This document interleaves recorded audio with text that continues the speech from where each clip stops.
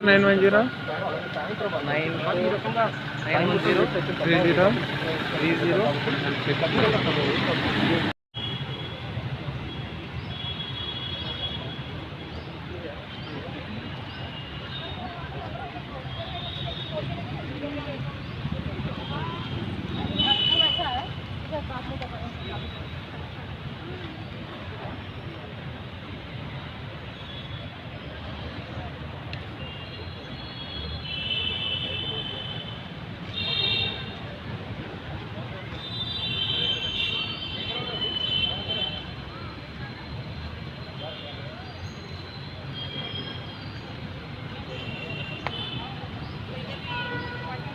30 क्या करना ऐसा कर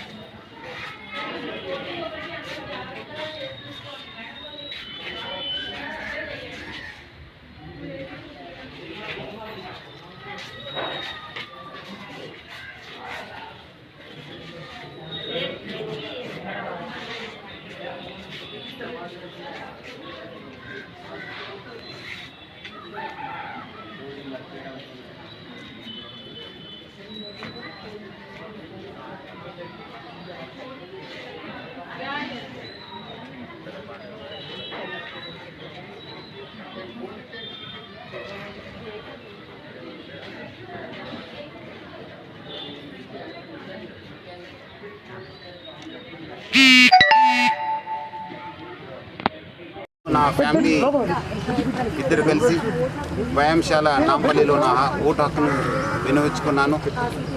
ప్రజలందరూ కూడా కోరుతున్నాను, ఈరోజు ఎంత పని ఉన్నా ఏమున్నా ఫస్ట్ ఓటేసేసి ముందిన పని చేయాలని చెప్పి నేను కోరుతున్నాను. Vote first and work next. So ముఖ్యంగా ప్రజలందరూ కూడా ఓటు హక్కుని వినియోగించుకొని ప్రజాస్వామ్యాన్ని గెలిపించాలని చెప్పి నేను మరీ కోరుతున్నాను. మన 3 కమిషనరేట్లు కూడా చాలా పకడ్బందీగా బందోబస్తు ఏర్పాటు చేయడం జరిగింది. దాదాపు 51,000 సిబ్బందితో మనం బందోబస్తు చేయడం జరుగుతుంది. ఈసారి ఎన్నికల ప్రత్యేకత ఉంది, ఎందుకంటే ఇది కోవిడ్ సమయము. మనము ఇక్కడ చూశాను, నేను ఇప్పుడు మన పోలింగ్ స్టేషన్లో నాంపల్లిలో చాలా కోవిడ్ ప్రోటోకాల్ పాటిస్తున్నారు, ఫిజికల్ డిస్టెన్సింగ్ మెయింటైన్ చేస్తున్నారు, ప్లస్ అదేవిధంగా శానిటైజర్స్ పెట్టినారు, మాస్క్ వేసుకున్నారు. సో ప్రజలు ఎవరు కూడా ఎలాంటి భయం వద్దు, ఎలాంటి మనము ఏమవుతుందో అనుకోవద్దు. మీరందరూ కూడా భయం లేకుండా మీరందరూ కూడా వచ్చి ఓటు హక్కుని వినియోగించుకోవాలని చెప్పి కోరుతున్నాను. ప్రజలందరూ కూడా నిర్భయంగా స్వేచ్ఛగా వచ్చి ఓటు వేసేసి ప్రజాస్వామ్యాన్ని గెలిపించాలని చెప్పి నేను మరీ కోరుతున్నాను.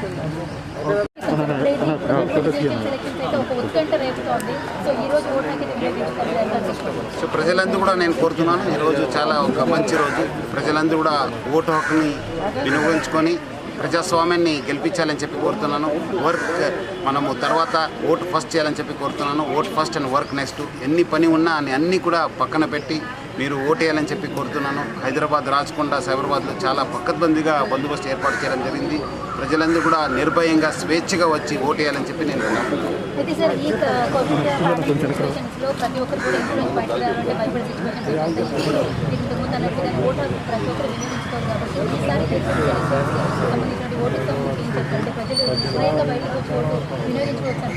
అదే మనం అంత ముందున్న పరిస్థితికి ఇప్పుడు కొంత మారింది. ఇప్పుడంతా మనం కోవిడ్ ప్రోటోకాల్ పాటిస్తూ మనం అందరూ కూడా ఓటు వినియోగించుకోవాలి. నేను ఇక్కడ కూడా చూశాను, చాలా ఒక మంచి మార్కింగ్ ఇచ్చినారు, ఫిజికల్ డిస్టెన్స్ మెయింటైన్ చేస్తున్నారు, అక్కడ లోపల కూడా శానిటైజేషన్ పెట్టినారు. సో ప్రజలు ఎవరు ఎలాంటి భయం వద్దు, మీరు ఎవరు కూడా భయపడకుండా వచ్చి ఓటు హక్కుని వినియోగించుకోవాలని చెప్పి కోరుతున్నాను. నేను సాయంత్రం చేస్తాను, మధ్యాహ్నం చేస్తాను అనుకోవద్దు. మనం మొదట అది చేసిన తర్వాత వేరే పని చేయాలని చెప్పి నేను కోరుతున్నాను.